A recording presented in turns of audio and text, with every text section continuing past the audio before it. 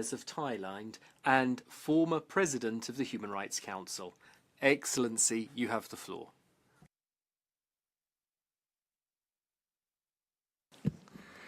Mr. Vice President, Excellencies, distinguished delegates, over 10 years ago, I had the privilege of serving as the President of the Human Rights Council during a pivotal moment of the institutional review. I still recall our retreat in Bangkok, where we gathered for frank and candid conversations. We did not resolve every issue then, but we were able to work across different regional and political groupings to ensure that the Council could better deliver on its mandate to promote and protect human rights for all. As we confront the challenges of multilateralism today, we must think and act collectively. For the success and effectiveness of the Council is not measured by the number of resolutions we adopt, but by how our work translates into real improvements on the ground. Mr. Vice President, human rights challenges today take many forms. One of the most urgent threats is the rapid expansion of transnational online scams.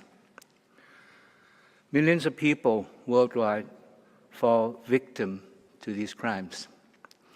Trafficked persons are trapped in scam compounds, subjected to coercion, violence, and forced criminality.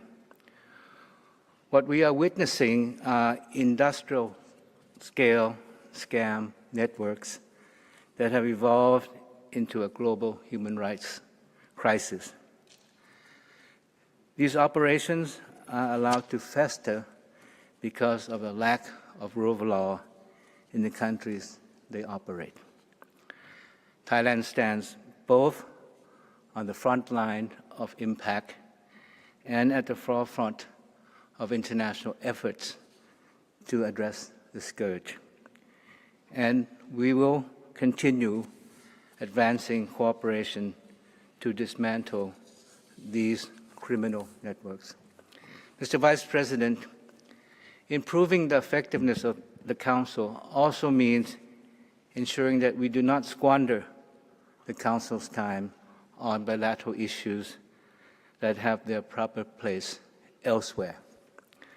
I intended to talk more about human rights challenges and the important work of this Council.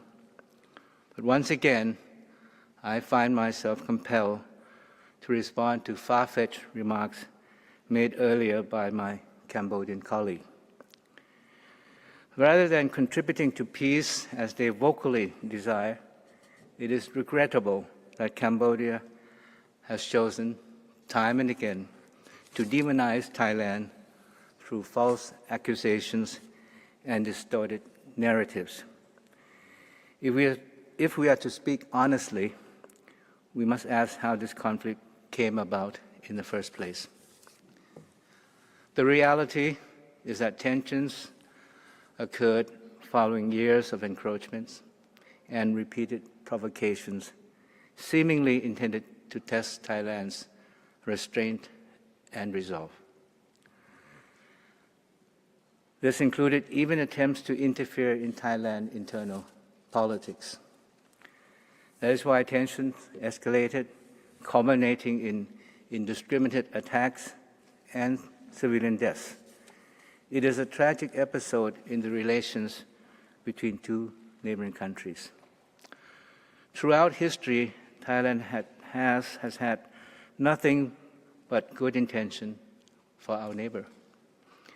We provided refuge to those fleeing conflict. We supported humanitarian assistance and reconstruction following Cambodia's civil war. Our intention has never been confrontation, because we understand that our peace is inseparable from Cambodia's peace. Today, a ceasefire is in place. This should have marked a turning point towards rebuilding trust and moving forward as good neighbors. Yet, instead of prioritizing reconciliation, Cambodia continues to internationalize the issue and undermine the prospects for peace. The allegations by Cambodia are that we are seizing territory.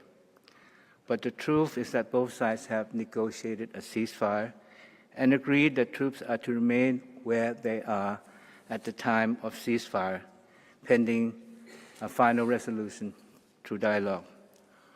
What we need now is to de-escalate tensions and not stir up public sentiments.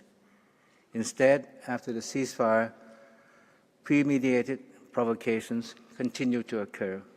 Thai soldiers continue to encounter landmines, and shots are still fired across borders, even today. But let me be clear, Thailand remains committed to dialogue, and I repeat, it is our duty to defend our sovereignty, territorial integrity, and safety of our people at all costs. So I must ask my Cambodian colleague, once again, do you choose the path of peace or the path of continued tensions and conflict, which unfortunately leads to more losses and suffering? Thailand's choice has been clear from the start. The onus rests on Cambodia to decide whether they would like to move forward with us, because we all have that commitment to our peoples. Mr. Vice President, peace is not just the absence of conflict between states. Real peace begins at home. Human rights can only thrive where there is respect for rule of law and accountable leadership, where people can pursue their livelihoods in an open and free society, and most importantly, where there is full respect for human rights for all. Thank you. Gracias, Excelente. Thank you, Your